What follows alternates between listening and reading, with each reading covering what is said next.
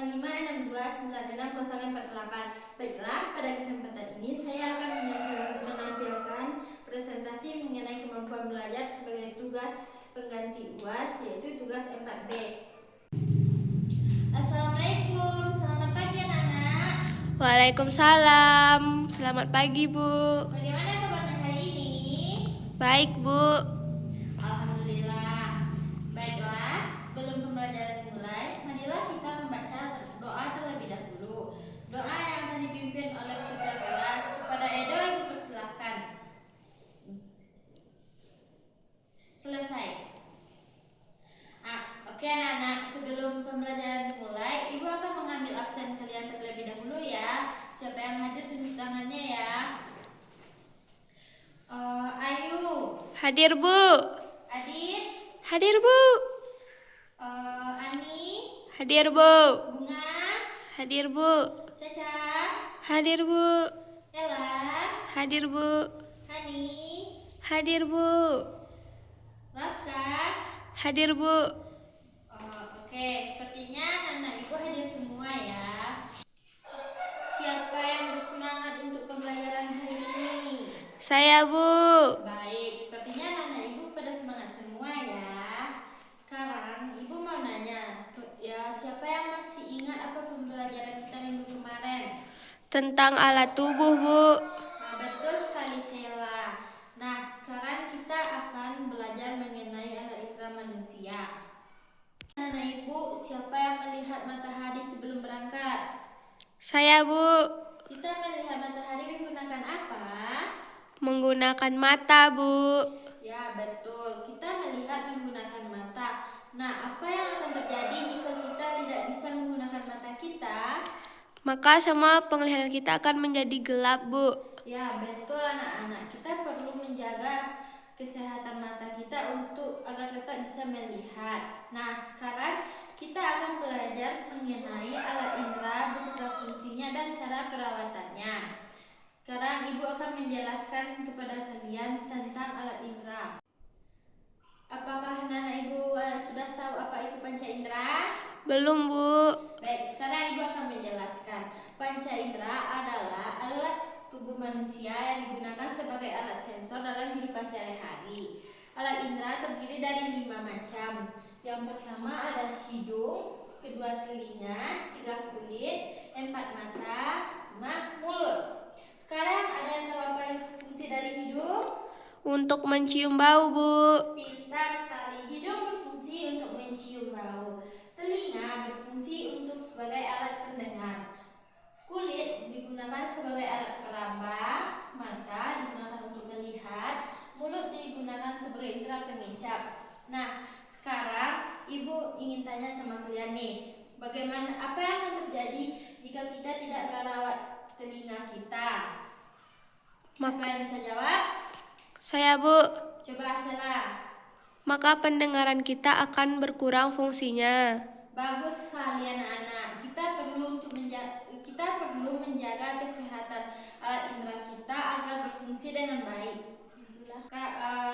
Apakah anak-anak Ibu ada yang belum paham? Ada Bu.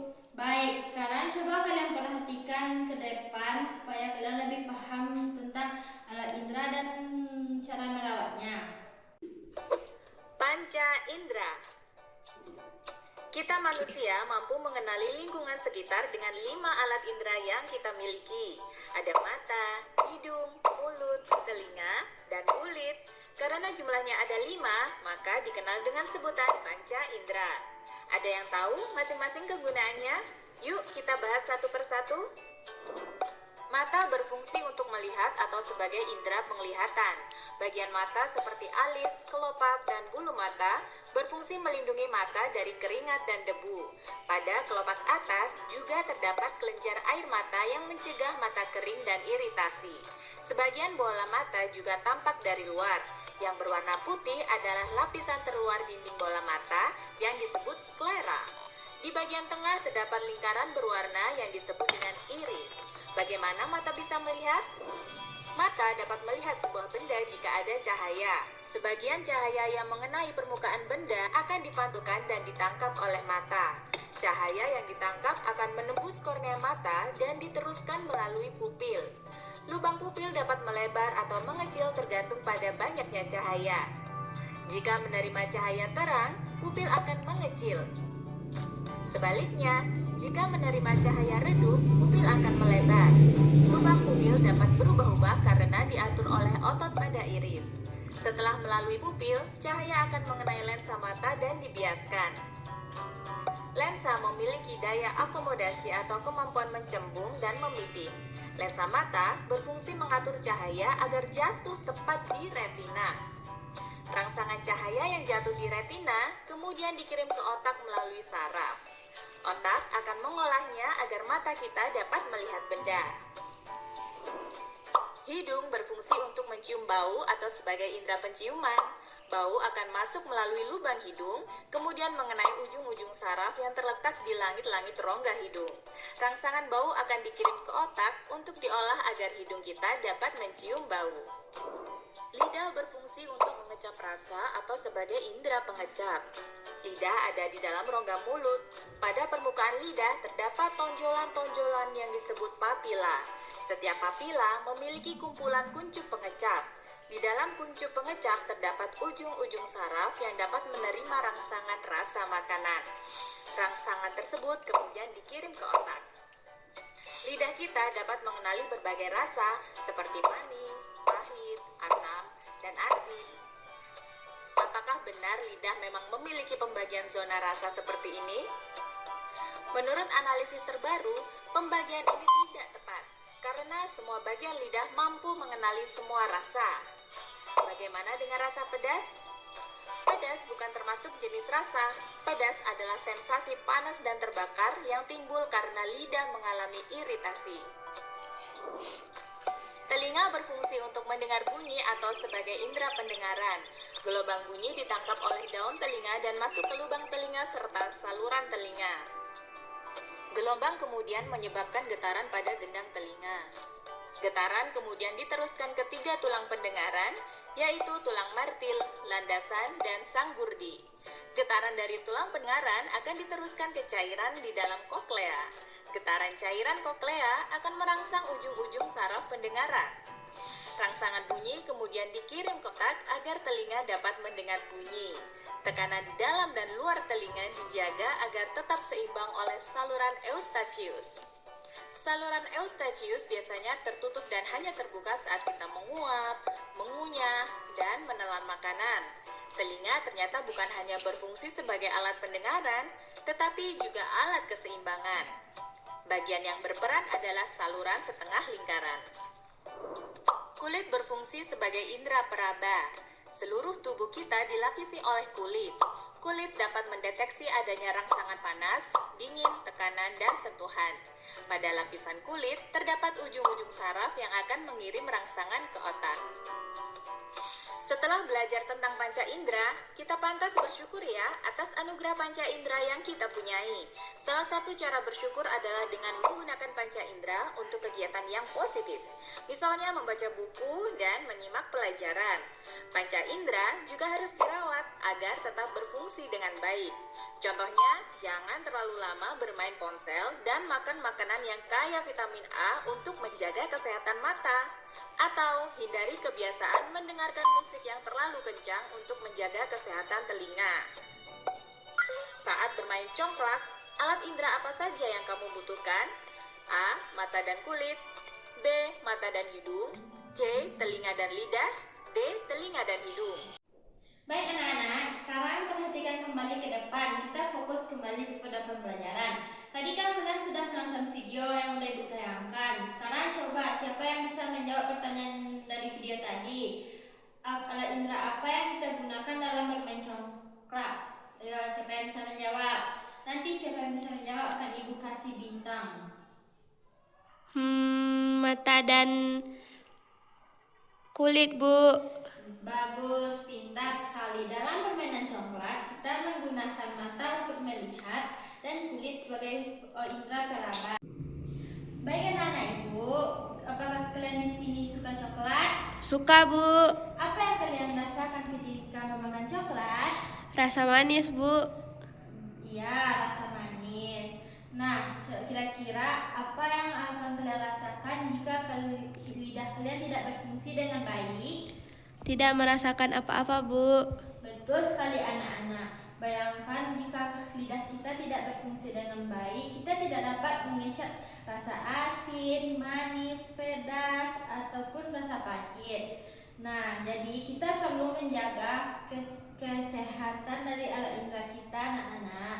Anak, setelah melihat video tadi, pada hari ini kita akan bertugas sebagai seorang dokter alat indera yang akan Ibu bagi menjadi 5 kelompok. Kalian akan bertugas menyelidiki 5 alat indera dan bagaimana cara merawatnya. Sekarang Ibu akan membagi kelompok kalian. Sekarang coba mulai berhitung dari 1 hingga 5 dan lanjutkan seterusnya. Coba Budi, hitung dari 1. 1, Ella, 2, Bunga, 3, Caca, 4, Raka. 5. Coba lanjutkan seterusnya. Dan bagi kelompok bagi anak yang mendapatkan nomor 1 akan menjadi kelompok hidung. Bagi anak ibu yang mendapatkan nomor 2 akan menjadi kelompok telinga. Dan anak ibu yang mendapatkan nomor 3 akan mendapatkan kelompok kulit. Anak ibu yang mendapatkan nomor 4, coba tunjuk tangan. Kalian akan mendapatkan kelompok mata. Anak ibu yang mendapatkan nomor 5 akan mendapatkan kelompok mulut. Nah, sekarang ayo duduk sesuai dengan kelompok kalian. Kalian boleh berdiskusi antar sesama ya, tapi jangan sampai terdengar keluar. Berdiskusinya secara pelan-pelan ya anak-anak. Nah, bagi kelompok yang berdiskusi dan bekerja dengan tertib, nanti akan ibu berikan bintang lebih. Itu kelompok telinga kenapa heboh sekali ya? Coba kalian selesaikan diskusi kalian dengan pelan-pelan dan berisik agar tidak mengganggu kelas lain. Nah, sepertinya waktu kita tidak cukup untuk menyampaikan hasil presentasi kita pada hari ini. Presentasi kita akan ibu lanjutkan minggu depan. Sekarang sebelum ibu keluar, ibu akan memberikan kalian pertanyaan nih. Siapa yang masih ingat apa saja alat panca indera? Saya, Bu. Nah, kepada Sela, coba jelaskan. Hidung berguna untuk mencium bau, telinga berguna untuk mendengar, kulit berguna untuk meraba, mulut berguna untuk lidah berguna untuk alat perasa, mata berguna untuk melihat. Pintar sekali Sela, Sela sudah benar. Hidung berguna untuk mencium bau, telinga berguna untuk mendengar, kulit berguna untuk meraba, mata untuk melihat, mulut sebagai indera perasa. Nah, sekarang apa yang akan terjadi jika mata kita tidak berfungsi dengan baik? Kita tidak bisa melihat dengan baik, Bu. Ya, kita tidak bisa melihat dengan baik. Baik anak-anak, untuk presentasinya kita lanjutkan minggu depan ya. Pembelajaran kita hari ini sudah berakhir. Terima kasih kepada anak-anak ibu yang sudah belajar dengan semangat dan cukup rajin. Nah, sekarang ibu akan mengakhiri kelas. Sekian dari ibu. Assalamualaikum warahmatullahi wabarakatuh. I just had to let you know you're